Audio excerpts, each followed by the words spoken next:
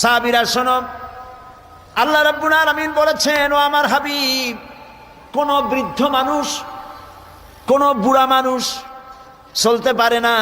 এই লোকটি যখন আমার দরবারে হাত তুলে যখন কান্দে আর বলে, আল্লাহ, আগের মতো রোজগার করতে পারি না বলে সংসারে আমার কোনো দাম নাই, আমি আগের মতো চোখে দেখি না, আগের মতো কানে শুনি না, আগের মতো দাঁড়াইতে পারি না, হাঁটতে পারি না, কোনো জায়গায় মূল্য নাই, দাম নাই, আর তোমার কাছে যে আমি চাইবো সাহসও পাই না, কারণ বিগত জীবনটা নাফরমানি করে কাটাইছি।